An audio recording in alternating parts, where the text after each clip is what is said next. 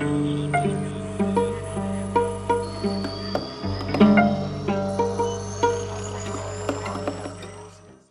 grew up in Mexico City.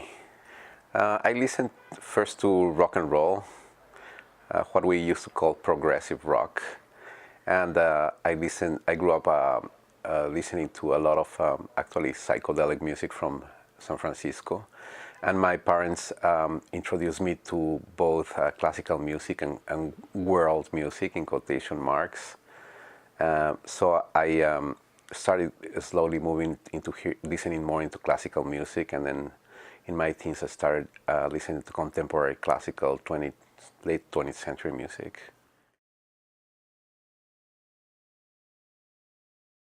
I play the instruments that I build, and I grew up playing piano and guitar. I studied composition, so the instruments that I played when I was studying in the music school, they were kind of accessory, as they are for all composers. They were accessories to write music, as opposed to be a professional pianist. But I always have played the instruments, and then I discovered when I started building my own instruments that perhaps music education, especially composition, should start by making people build their instruments, because once we start studying music and composition, we start probably about 20,000 years ahead of humanity.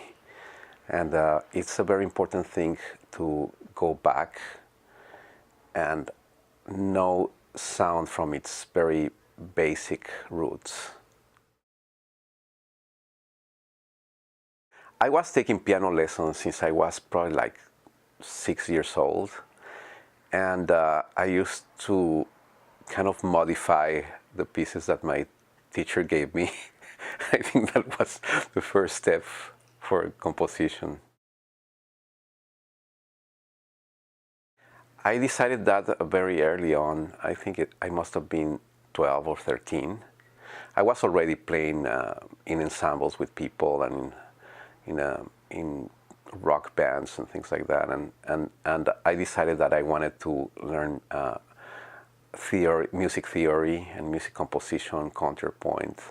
I wanted to be to get deeper into the art of writing music.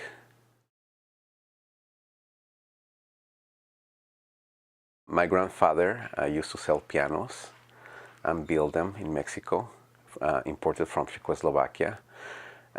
When I was growing up, I grew up, instead of toys, they gave me piano parts to play with. And my mother is a pianist and a very fine musician. And my grandfather also used to collect instruments. My great aunt was a concert pianist too, so it seemed like it was inevitable that I would become a musician, a composer too.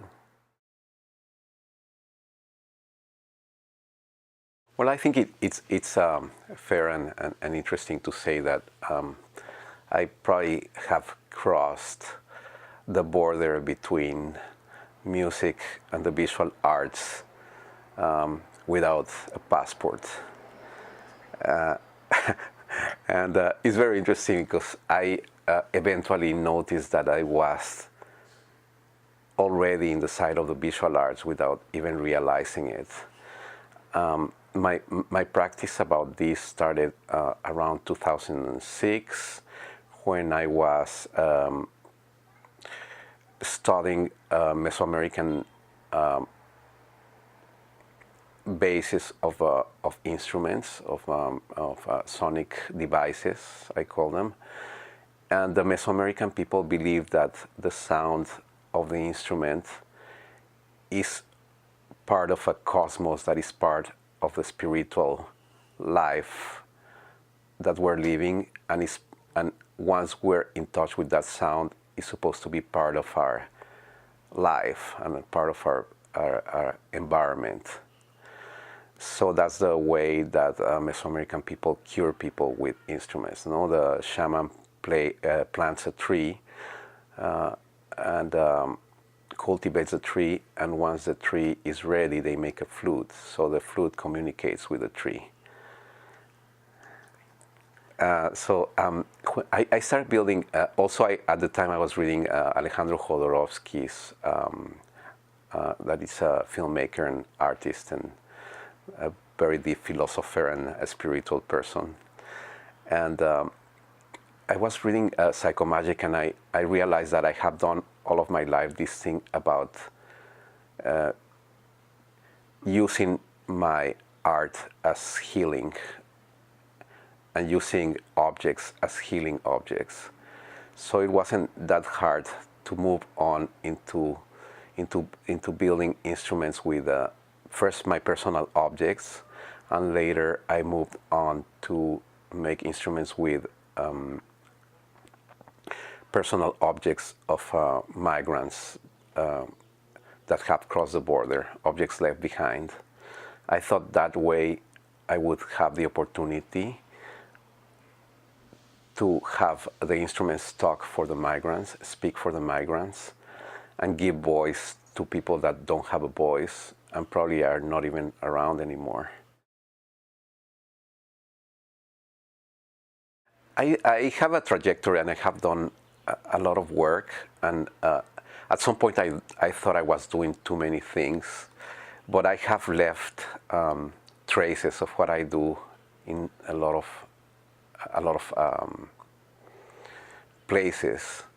I've done performance art, I've done instrument building, and I've done a lot of composition. I have written 2 pieces for orchestra, I've written a couple of operas and a lot of chamber work. And as you move along, you leave things behind, and eventually you get noticed, I don't know how to put it, but I think that's what it is. A string quartet is a very challenging thing to write for, because it's what shows the mastery of every composer. The string quartets of every composer is where you can see how good the composer is. So it's very challenging for me, and that's why I avoided writing string quartets until now. But I think it's very important, and that I have this opportunity at this time in my life, because I think I have arrived to a place where I have a personal voice in my composition and in my art, and I think it's great to be able to put all of my knowledge in this particular piece, or at least as much of my knowledge as I can.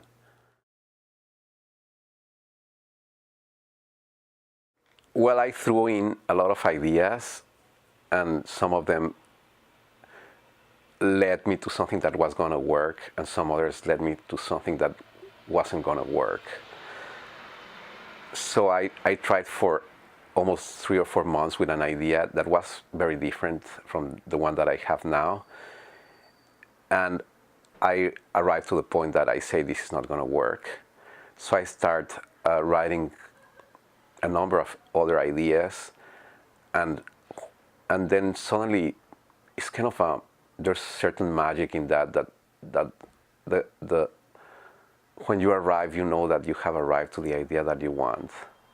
I don't know how to explain it. It's kind of it's intuitive. It's something intuitive that you know that you're there.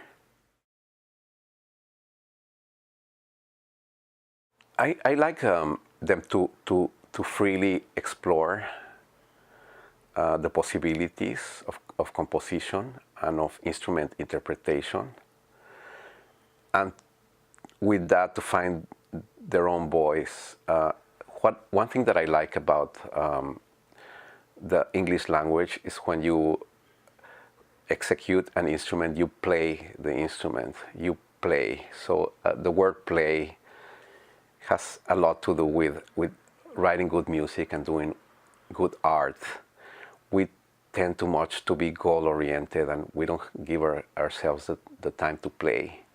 And I think it's very important especially for young composers and young musicians, to give themselves a break from seriousness and play. Remember when you were a child and you just play freely and you don't have any restrictions.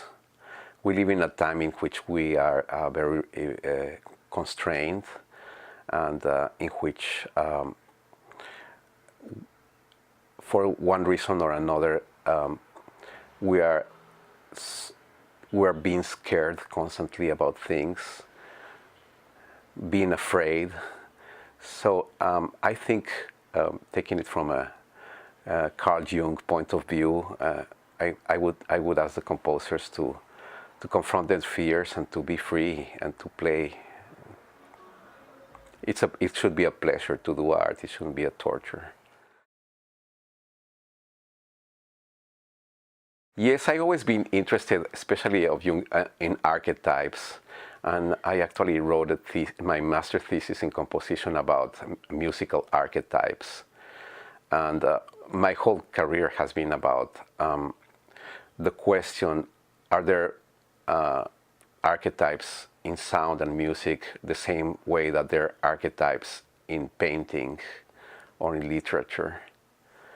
And my music is a constant search of musical archetypes, and therefore the fact that I see my music and my art as a healing art, it also has to do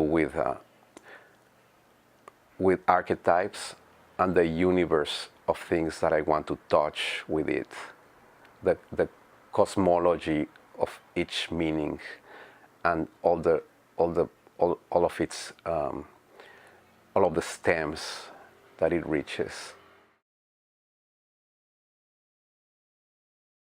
I'm trying to extend composition into other fields where I can put in practice what I have learned with the art of composition, and that is in painting or graphic arts, and the building of what I call my cyber totemic objects, that are sonic devices.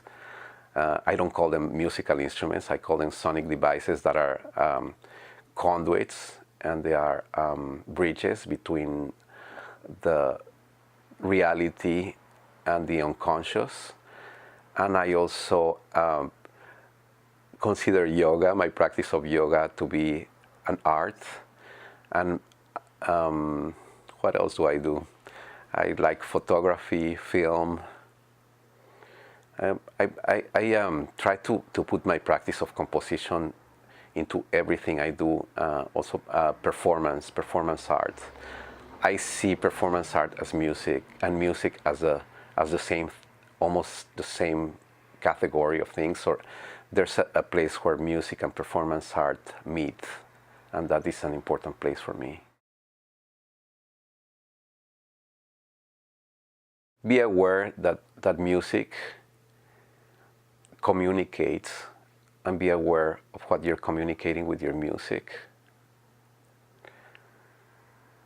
The world can change with art and music, and be aware of that. Be aware that you can change, that you can heal, and that your music and the art you do is important because of that. Because it's a gift to be able to write music and to do art, and it's important to say things through music and to try to make things better, especially in terms of social justice and humanity. And there's many other things that are not like this. Quiero que los artistas, los músicos y los compositores tomen conciencia de que la música y las artes son medios de comunicación y a veces de sanamiento.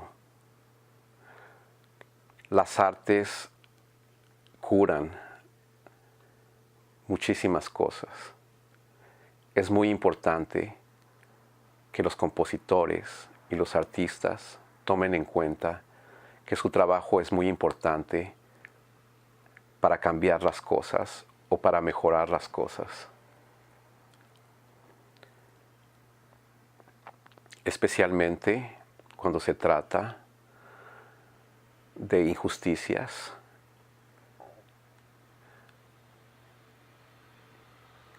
de cuestiones humanitarias y de cuestiones que pueden cambiar el mundo para hacerlo un lugar mejor.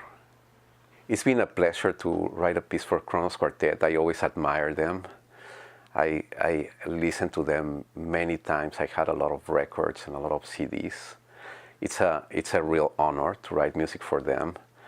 It was great to rehearse today with them, and I can see my piece flow. I can see them amazingly professional to transmit what I want to transmit through this piece.